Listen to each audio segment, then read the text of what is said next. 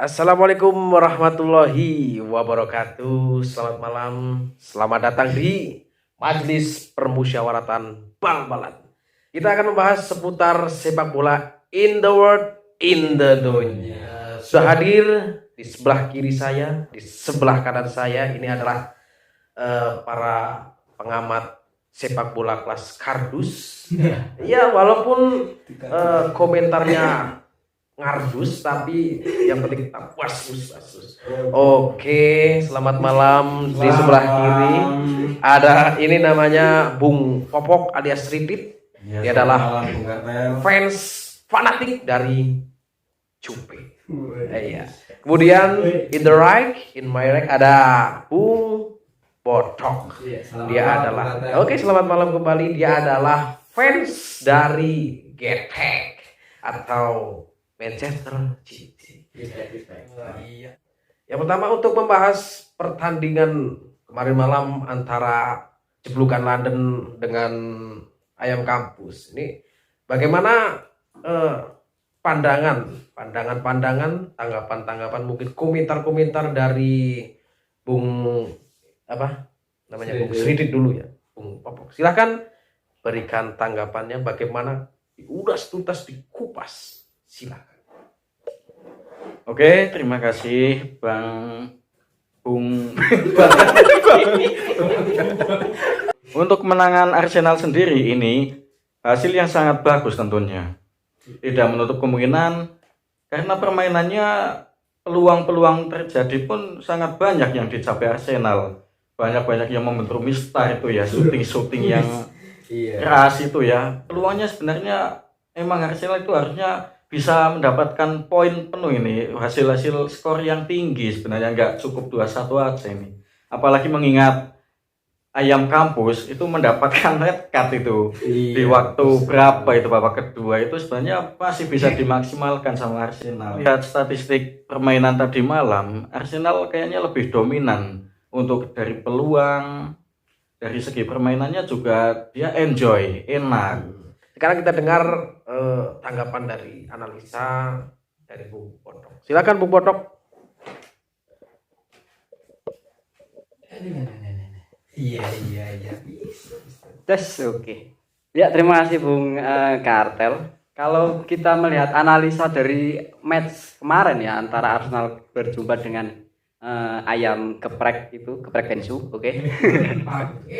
Nah, kalau menurut saya ini ya, Arsenal itu bermain cukup efektif ya. Beberapa kali dia menguasai ball possession, juga dilihat dari segi jumlah serangan dia lebih unggul dari Ayam Geprek ini. Kemudian sirkulasi bola itu aliran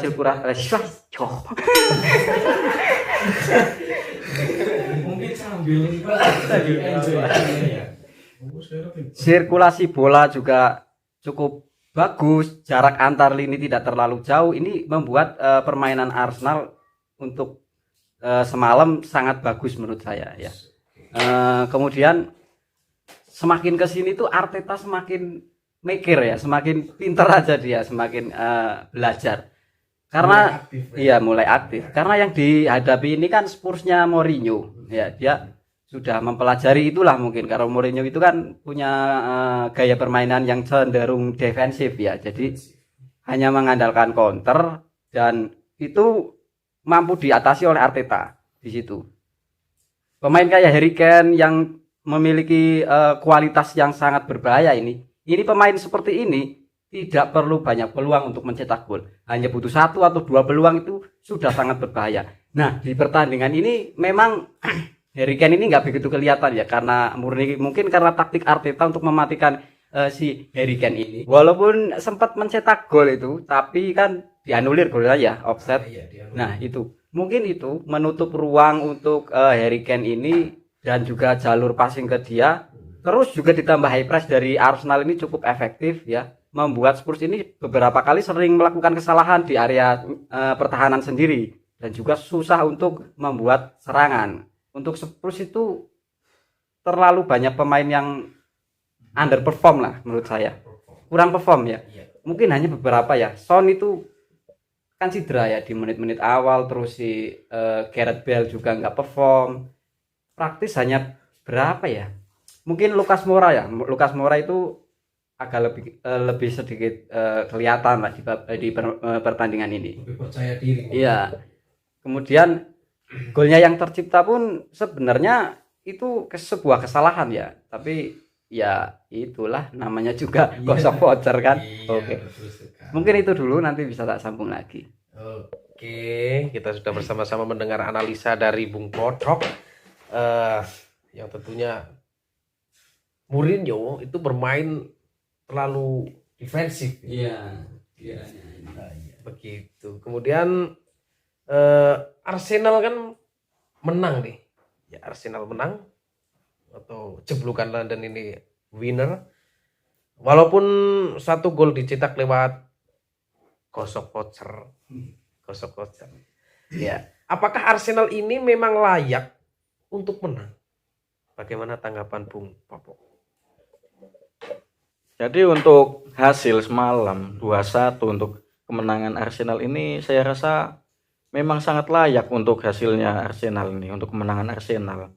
Karena dikatakan layak, di sini permainan Arsenal itu sangat berkembang, lebih efektif untuk serangannya. Peluang-peluang pun yang tercipta juga banyak. Untuk pemain Arsenal sendiri, saya sangat suka untuk Saka ini ya. Saka juga sangat efektif. Dia bisa dari sisi manapun dia ada di situ.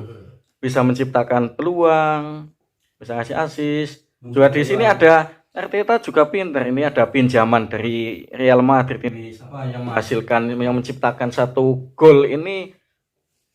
Walaupun dia pinjaman tapi dia memiliki kontribusi yang sangat besar di Arsenal sendiri.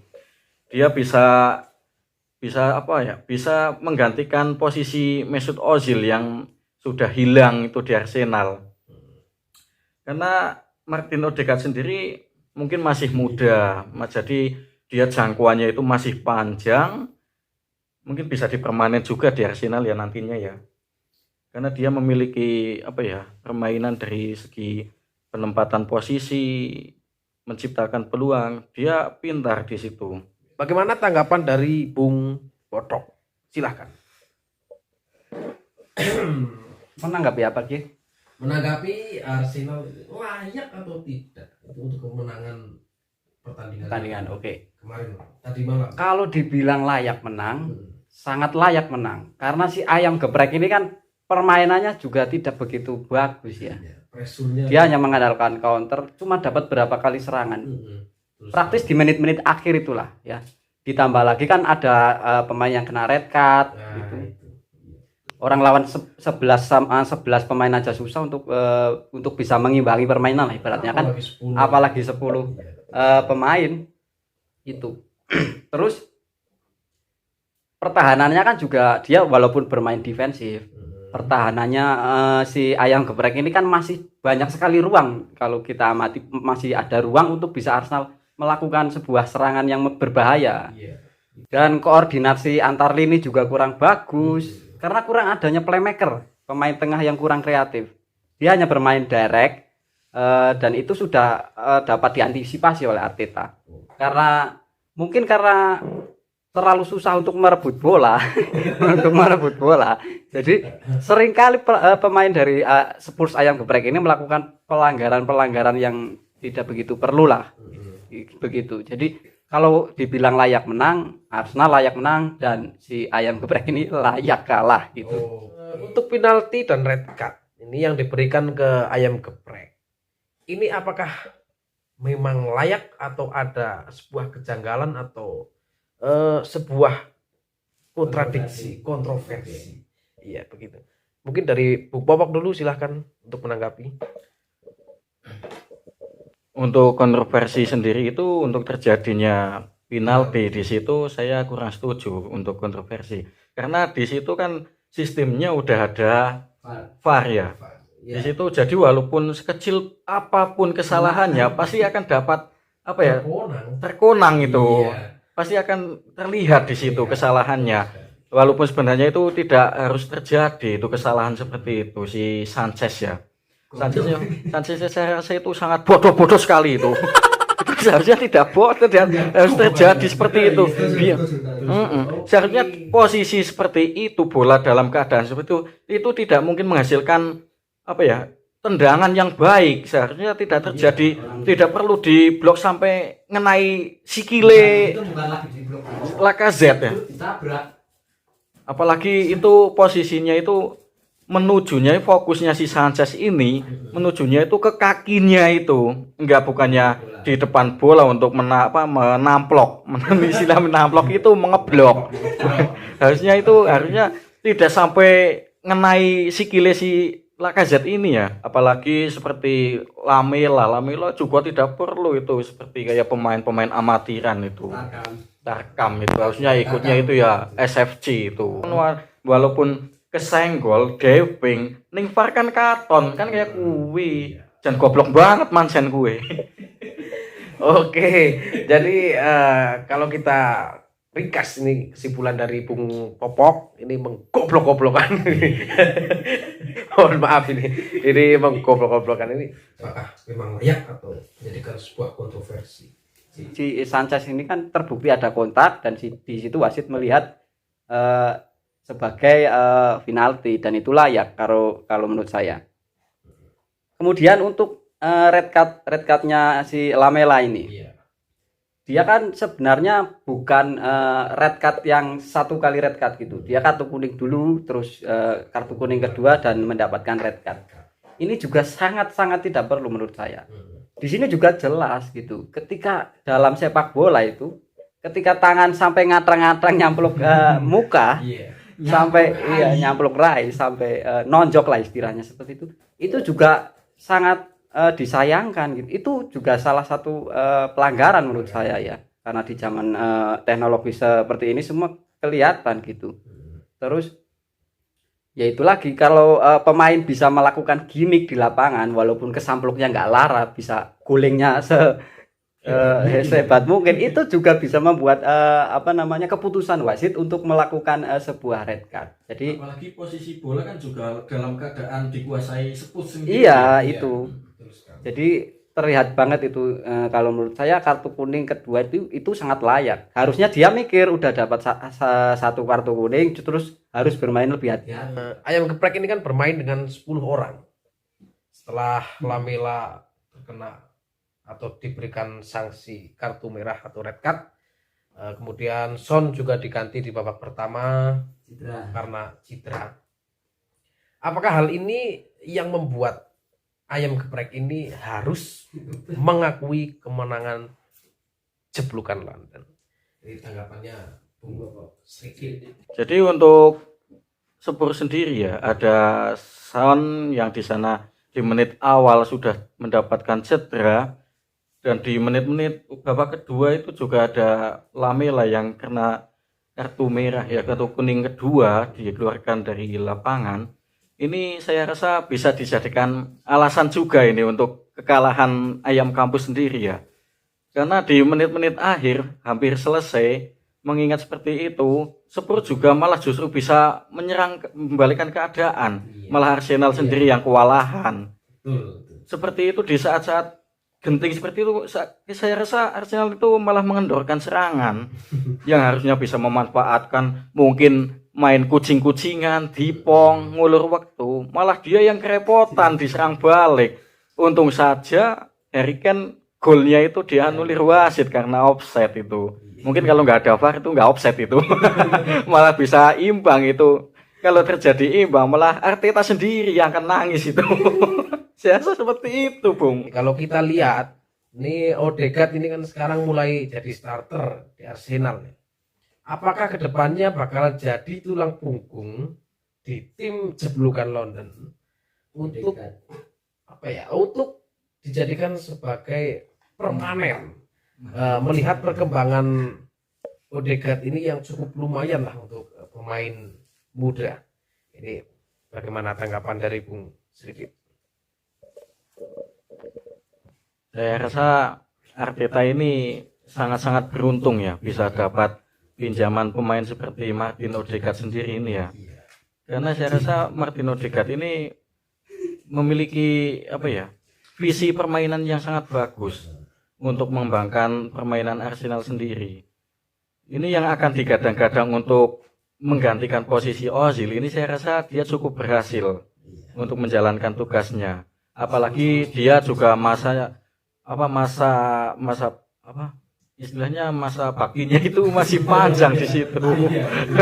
Apalagi mengingat umurnya Martin Odegaard ini masih muda, masih sangat muda ini, Bung. Jadi saya rasa ini untuk jadi tulang punggung Arsenal sangat memungkinkan, Bung, nanti. Apalagi mengingat pertandingan sama Spurs ya.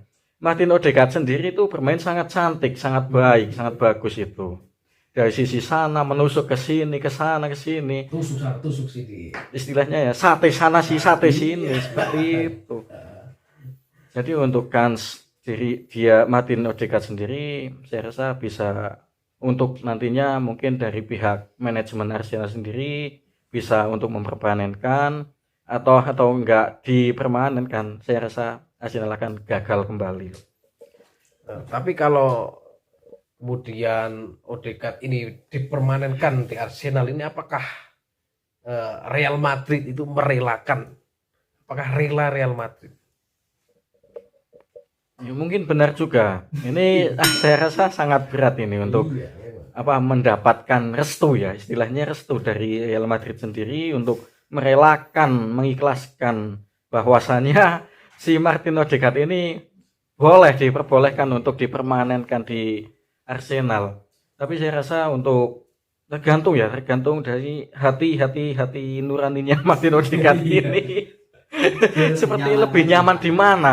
Kadang seperti mengingat yang lainnya udah dipinjamkan balik ke Madrid lagi, dia tidak dapat jam main di situ, hanya pemanis di bangku penghangat di bangku cadangan saja. Akhirnya dilempar lagi. Saya rasa mungkin Martin Odegaard akan berpikir panjang juga sama agennya, ya, bisa untuk ya memilih tim mana yang akan dia bela sesungguhnya.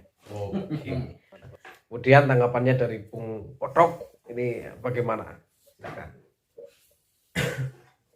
Ya, saya sangat setuju dengan apa yang dikatakan oleh Bung Sridit ini alias Popo. Jadi permainan dari Odegaard ini membuat permainan Arsenal itu lebih berkembang gitu. Dengan apalagi usianya yang masih muda. Dia dimainkan sebagai attacking midfielder ya, bermain di belakang striker, berperan di situ dia perankan dengan cukup bagus dari kita lihat di pertandingan melawan Ayam Geprek ini. Walaupun nggak dimainkan full time. Jadi saya rasa kalau untuk ada upaya untuk mempermanenkan Arsenal, saya rasa ada upaya ke situ ya dari pihak manajemen. Tapi kembali lagi kalau kita pinjam korek kan, kalau udah mengejrekan udut itu kan dikembalikan lagi gitu. Nah, di situ ada yang punya si Real Madrid ini. Apakah Real Madrid juga akan begitu saja melepaskan si Odegaard ini yang sudah mulai ada perkembangan dan juga permainan yang mulai menunjukkan yang permainan yang bagus gitu. Dan kalau menurut saya sayang ya kalau untuk dilepas ke Arsenal, jadi permainan di Arsenal. Karena mengingat di Madrid sendiri mungkin nantinya akan terpakai juga gitu. Kita melihat di Real Madrid ya, di skuad saat ini kita lihat usia Modric kan semakin menua begitu. Dan seringkali permainannya kan semakin tua semakin menurun begitu. Nah, si Odegaard ini masih muda, masih punya jangka pengalaman yang sangat panjang. Dia akan berkembang seperti apa? Karena menurut saya sih sayang untuk melepas. Ada baiknya nanti Madrid untuk mengembalikan si Odegaard ini dan mulai memasukkan di skuad inti dari Real Madrid itu. Begitu. Kalau untuk mempermanenkan saya rasa Arsenal ya itu sendiri kembali lagi. Saya rasa dari pihak Real Madrid tidak akan mudah begitu saja merelakan si Odegaard ini. Oke, jadi begitu pemirsa penonton semua ini adalah mengenai Odegaard untuk bakal dipermanenkan di Arsenal atau tidaknya itu nanti tergantung dari rembuk tua antara Arsenal sendiri dengan Real Madrid ini.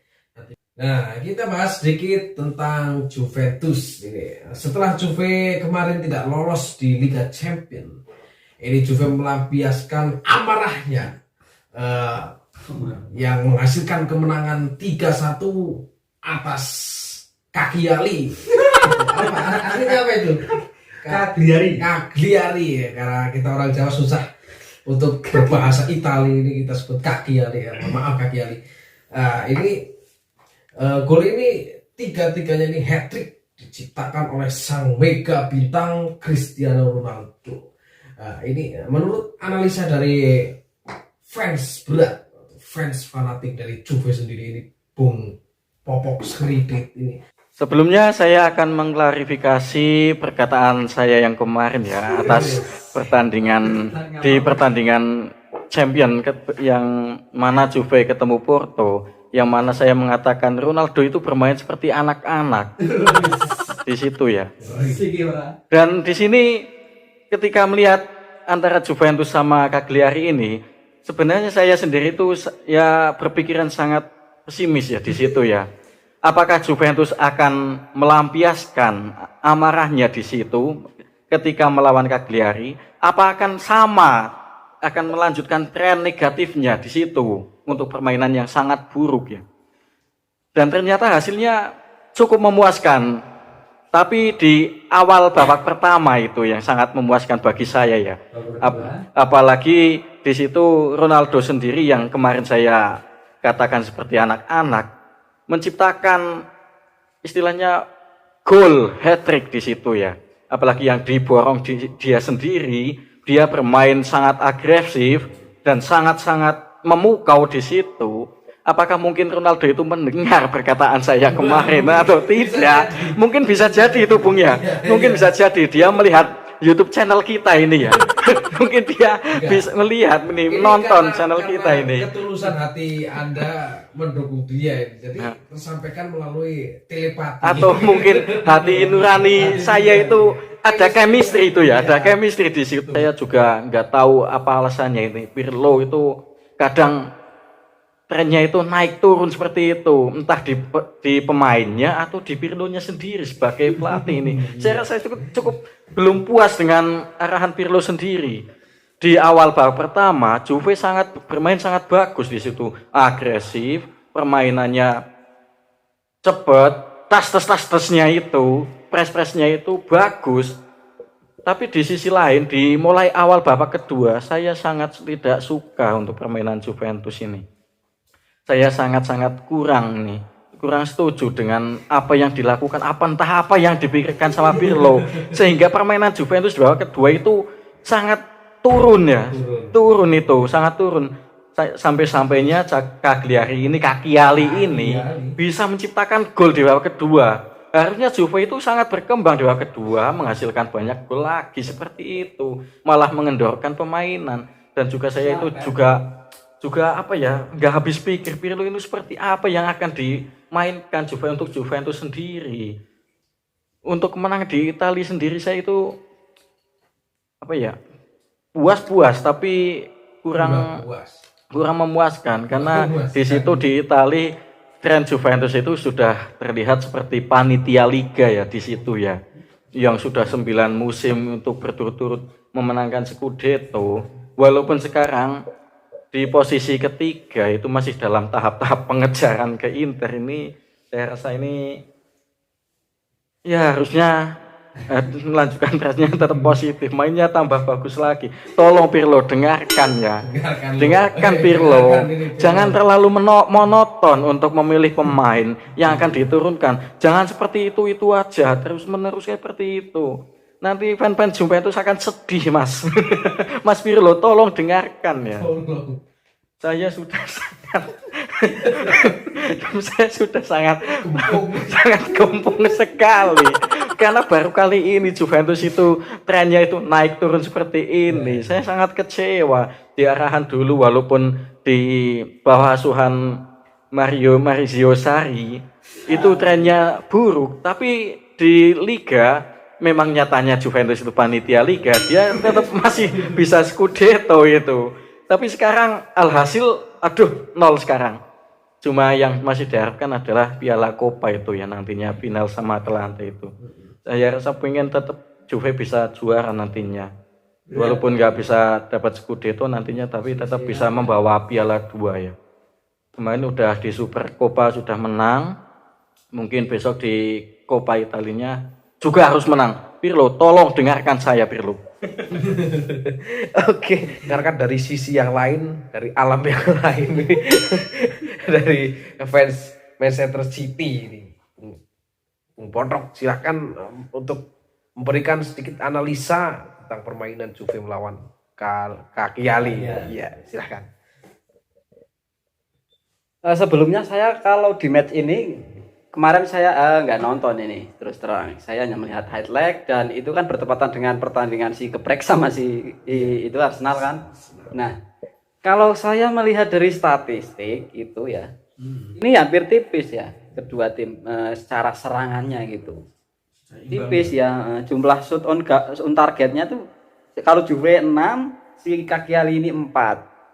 Dan dalam segi penguasaan bola itu 51% untuk Cagliari dan 49% itu untuk si Juve ini. Ini menandakan permainan dari Juve ini tidak maksimal Bung Sidit gitu. Betul. Apalagi Cagliari ini, si Cagliari ini kan berada dalam rank berapa ini di klasemen? 17. Nah, lu ngelawan tim yang klasemen 17 saja seperti ini dan itu 3 gol itu hanya dicetak oleh Ronaldo. Jadi kalau saya amati di Juve ini hanya mengandalkan skill dari Ronaldo. Kalau Ronaldo nggak nyetak gol, apakah yang akan terjadi Bung Kredit? Begitu. Kalau di Champions League juga nggak kelihatan Bung Kredit. Sama juga kalau kemarin Anda bilang Manchester City nggak punya mental di Champions League, sama saja dengan Juve. Berapa kali dia gugur di Champions League kan? Begitu. Jadi, kalau saya amati si Pirlo ini Bung Kredit, dia mencoba untuk mengubah gaya bermain si Juve ini tidak seperti yang Juve yang kita kenal gitu ya. Dia mungkin terobsesi dengan apa kayak gitu. Jadi merubah dengan ingin bermain cantik lah, dengan ball possession ini itu. Tapi kedepannya mungkin Pirlo akan lebih belajar ya karena dia kan juga belum mempunyai pengalaman yang cukup banyak untuk menjadi head coach atau pelatih utama di tim sebesar Juve ini. Begitu Bung siapa ini? Bedok. Oke, kartel. Iya. Oke, jadi itulah sebuah ulasan tentang pertandingan dari Juve melawan Cagliari. Mungkin kita bisa lanjutkan di pertemuan yang akan datang di majelis. Tentunya di majelis permusyawaratan bal-balan. Oke. Itu word itu dunia ya yang tentunya stay di channel YouTube Serayu Football TV. Oke. Jangan lupa like, comment, and subscribe. Saya ora subscribe. Subrek. Oke, dan selamat masuk gua untuk tim dari bukan tim. Untuk pendukung dari Ayam Geprek. Banyak mah. Iya. Oke, selamat malam. Assalamualaikum warahmatullahi wabarakatuh.